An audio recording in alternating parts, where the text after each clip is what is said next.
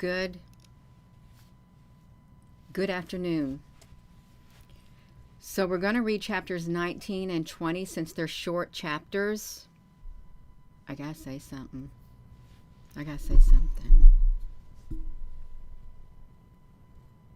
There's something going on with this. There's something to this. There's something to it. I got a warning on my YouTube channel, 4 something in the morning. Let me see the exact timestamp. Oh, my nose is starting to itch all of a sudden. I got a YouTube warning. 4:20 a.m. in the morning. What does the number 420 mean symbolically? Symbolism.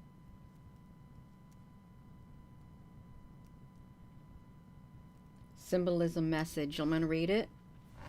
Stay signed out.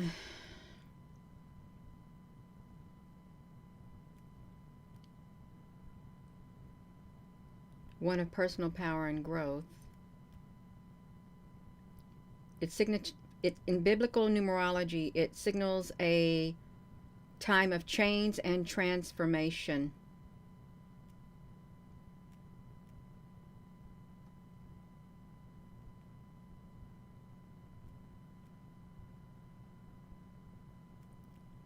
Time and transformation.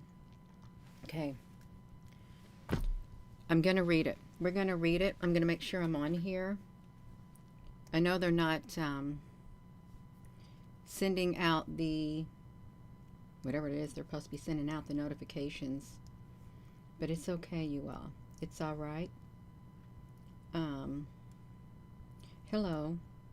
Can y'all hear me? I think you can hear me. I did. I got a warning on my YouTube channel, and I believe it's directly related to this book. Yeah. That's right.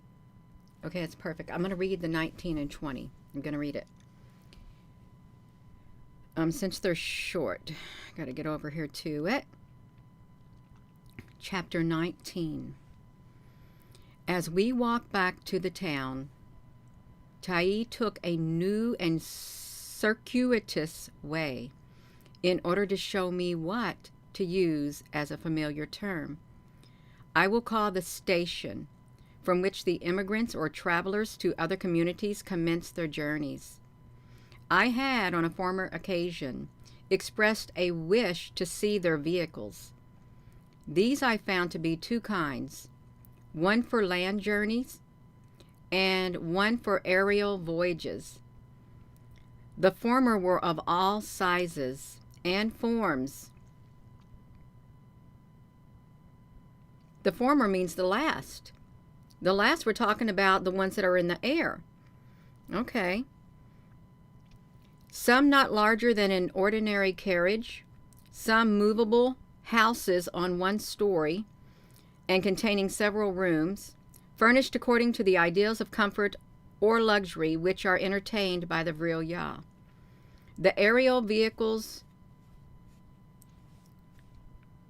were of light substances. Okay, so the movable ones, I guess, on the road are the houses. Okay, so my bad. Yes, that's right, Gina, you're bad. Let me see this. Let me start it. They're talking about it. They have land vehicles and they have air vehicles. The land vehicles are, the former were of all sizes and forms, some not larger than an ordinary carriage, some movable houses of 1 story, and some containing several rooms, furnished according to the ideas of comfort or the luxury which are entertained by the Vril. The aerial vehicles were of light substances, not the least resembling our balloons. Did not the military speak of a balloon in the sky that they were shooting down? Did they not? They did. The aerial vehicles were of light substances, not least resembling our balloons, but rather our boats and pleasure vessels, with helm and rudder, with large paddles. My phone keeps ringing. With large paddles and a central machine worked by Vril. All the vehicles, both for land or air, were indeed worked by the potent and mysterious agency. So let me ask you this. This is kind of confusing. I don't understand this. So the aerial vehicles were of light substances, not the least resembling our balloons. Okay, they're saying they don't look like balloons. All right, we ain't talking about the balloons here. Something has got that. They got me rattled. They got me rattled with my warning is what's happened on the YouTube. It's because of this book. I feel it in my spirit. It's because of this book.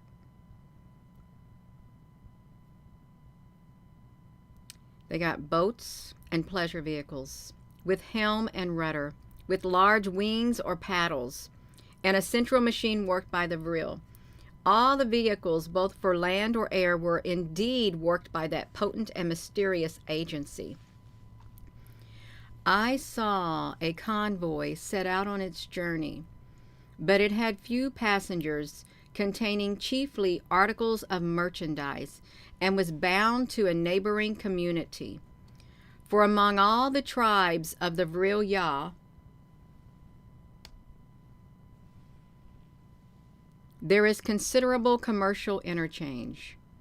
I may here observe that their money currency does not consist of precious metals, which are too common among them for that purpose.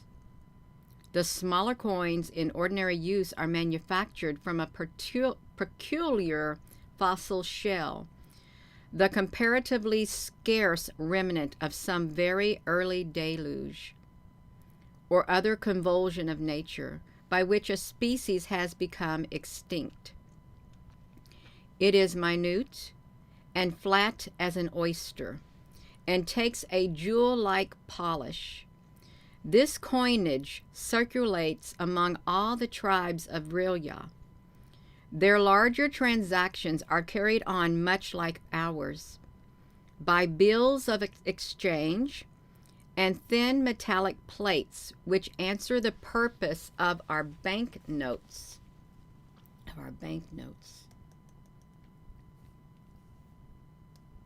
Let me do this. Okay. Let me take the occasion of adding that the taxation among the tribe I became acquainted with was very considerable compared with the amount of the population, but I never heard that any one grumbled at it, for it was devoted to purpose of universal utility, and indeed necessary to the civilization of the tribe. The cost of lighting so large a range of country, of providing for immigration, of maintaining the public buildings at which the various operations of national intellect were carried on, from the first education of an infant to the departments in which the College of Sages were perpetually trying new experiments in mechanical science, all these involved the necessity for considerable state funds. To these I must add an item that struck me as very singular.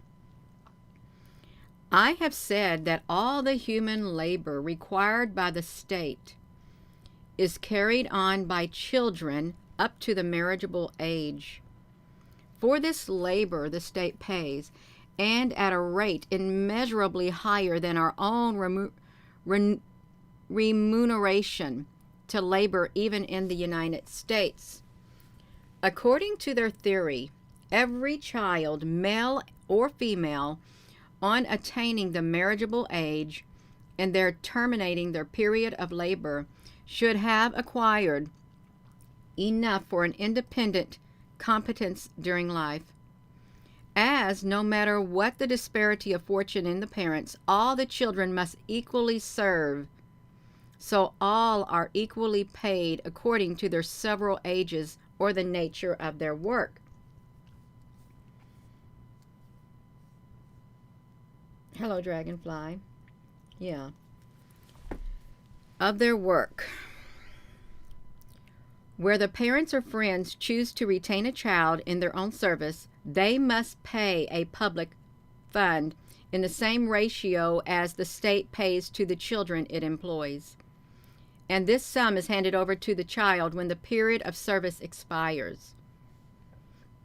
This practice serves, no doubt, to render the notion of social equality familiar and agreeable. And if it may be said that all the children from a democracy, no less truly it may be said that all adults form an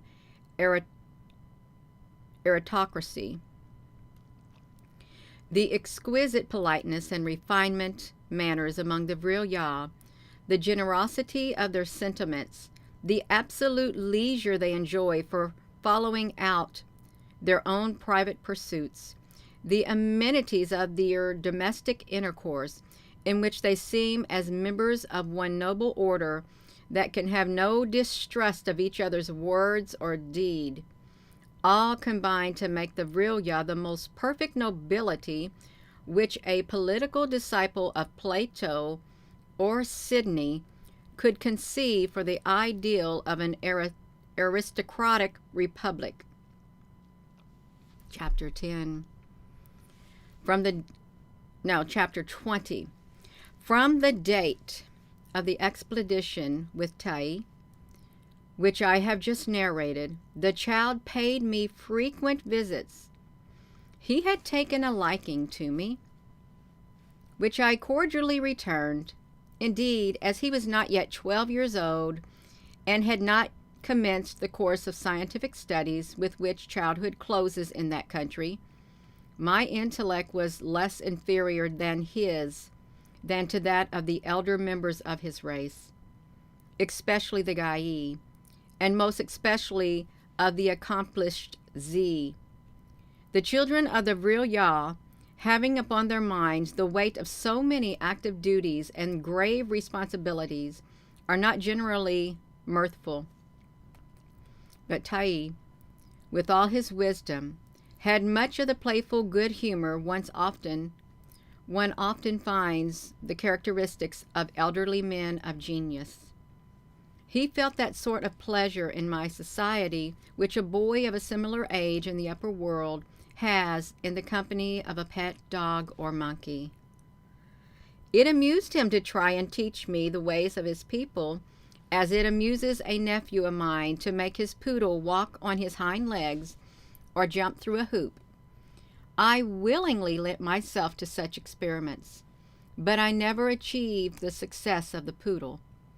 I was very much interested at first in the attempt to ply the wings, which the youngest of the Vril use as nimbly and easily as we do our legs and arms. But my efforts were attended with contusions serious enough to make me abandon them in despair. These wings, as I have said before, are very large, reaching to the knee,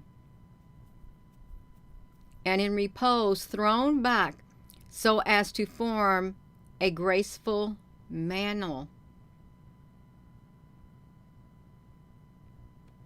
There's statues like that. They are composed from the feathers of a gigantic bird that abounds in the rocky heights of the country, the color mostly white, but sometimes with reddish streaks. They are fastened round the shoulders with light but strong springs of steel, and when expanded, the arms slide through the loops for that purpose, forming, as it were, a stout central membrane. As the arms are raised, a tubular lining beneath the vest or tunic becomes, by mechanical contrivances, inflated with air, increased or diminished at will by the movement of the arms, and serving to buoy the whole form as on bladders. The wings in the balloon-like apparatus are highly charged with vril, and when the body is thus wafted upward, it seems to become singularly lightened of its weight. I found it easy enough to soar from the ground, indeed. When the wings were spread, it was scarcely possible not to soar. But then came the difficulty and the danger. I utterly failed in the power to use and direct the pinions, though I am considered among my own race unusually alert and readily in body exercises, and am a very practiced swimmer. I could only make the most confused and blundering efforts at flight. I was the servant of the wings, and the wings were not my servants. They were beyond my control, and when by a violent strain of muscle, and I must fairly own, in that abnormal strength which is given by excessive flight, I curbed their gyrations and brought them near to my body. It seemed as if I lost the sustaining power stored in them and the connecting bladders. As when the air is let out of a balloon, I found myself precipitated again to the earth, saved indeed by some spasmodic flutterings from being dashed to pieces, but not saved from the bruises and the stun of a heavy fall. I would, however, have persevered in my attempts, but for the advice or the commands of the scientific Z, who had benevolently accompanied my flutterings, and indeed, on the last occasion, flying just under me, received my form as it fell on her own expanded wings, and preserved me from breaking my head on the roof of the pyramid from which we had ascended. A pyramid. I see, she said, that your trials are in vain, not from the fault of the wings and their appurtenances, nor from any perfectness or malformation of your own corpuscular system, but from the irremediable because organic defect in your power of volition.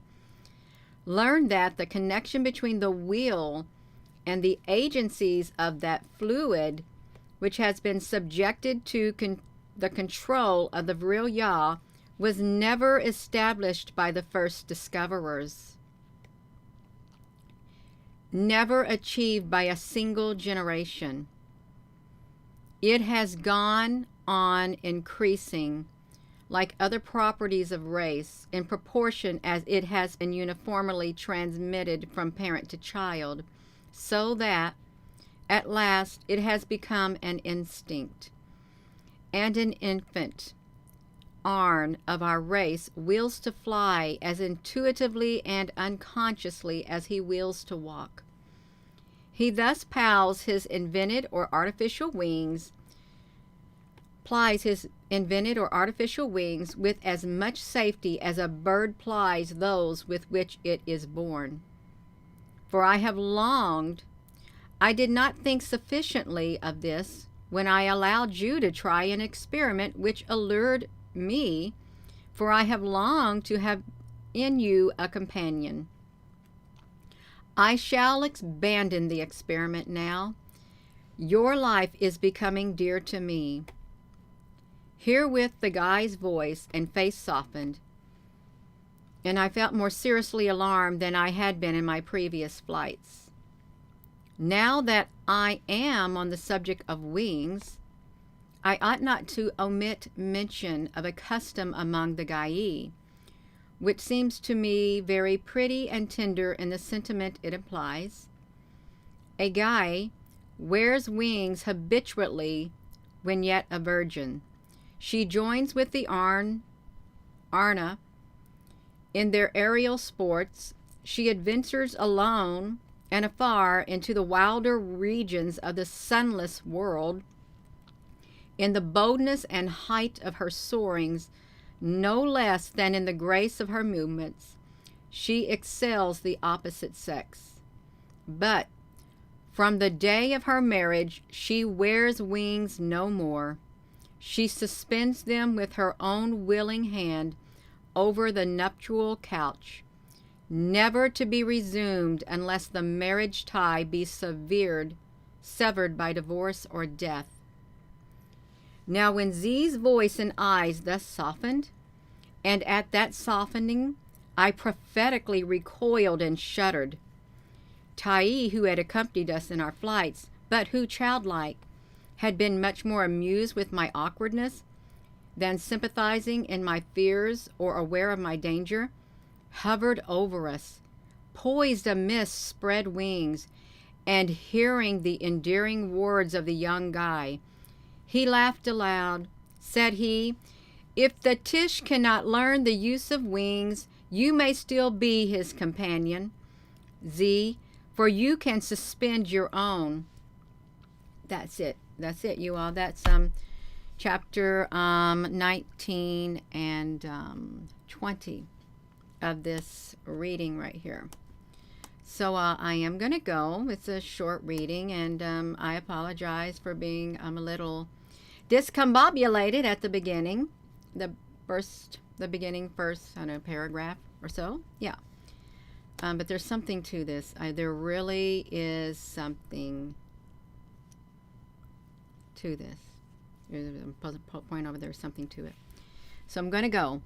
And with that being said, this is going to go in the podcast. Let me do it right now while I'm talking about it. I'm going to bring you over here. I'm going to put this in the podcast.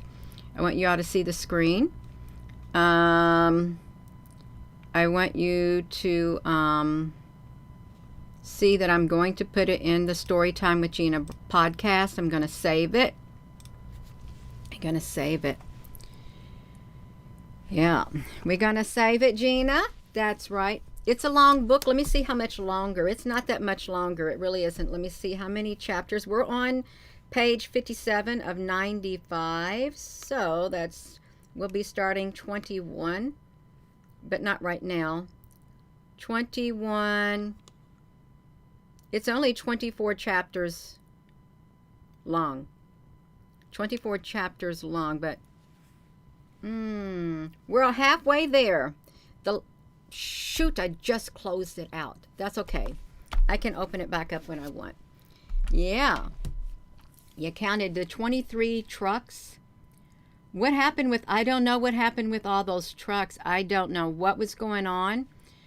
But there was another one coming up from the Highway 31. They were local trucks from the local vicinities. I think one came from Salem. I noticed that one. It was called a Wilcox. I don't know where they all came from. Yeah, I don't know where they came from. I don't know what was going on. But the people were there. I don't know if someone had passed and they were paying their condolences. I don't know if they was going to do a convoy of something. I don't know what they were doing, but if you look at it from a spiritual point of view, a symbolic point of view, it's a lot of tow trucks. It is, and tow trucks, you know, when your car breaks down, when you have an accident, when you're in a wreck, when you can't drive your car no more, there comes the tow trucks. Yeah, there's a lot of them. Wreckage, crash, wreckage, something like that. So I am going to be going, you all. And I did get myself in trouble on YouTube. I did. 4:20 in the morning. Got a warning. AI found it. You have to be really careful. That's what you got to do. Yeah, they got to tow the giant. That's right. I'm going to go, and let me do this. With that being said, hello, wherever you are, in any part of the world. Hello. From my heart to yours, love you. Have a wonderful rest of your day. This is, this was 19 and 20 of this book. There's something to it. There's something to what's being said. Their vehicles have wings. Some look like they have wings, and some look like they have paddles. Wings and paddles. Wait a minute, right there. Wings and paddles. Wait a second. Let me look.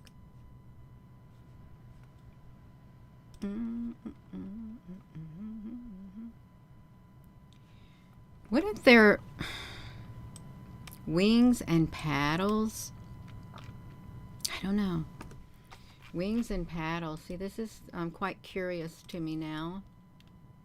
It makes me want to look at some of the pictures that I took, that I documented, of ships. Of ships. It really does. Because they look like, they called them boats. They called them boats.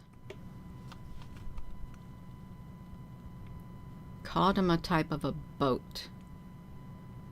And they had rudders. These would appear to have wings on them too.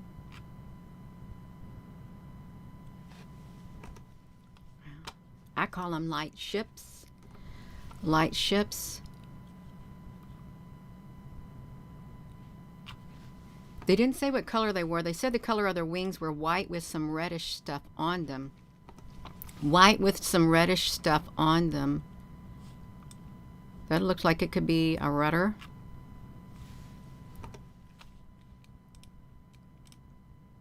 White with reddish things on them. It's all right, you all. It is all right. We got these right here.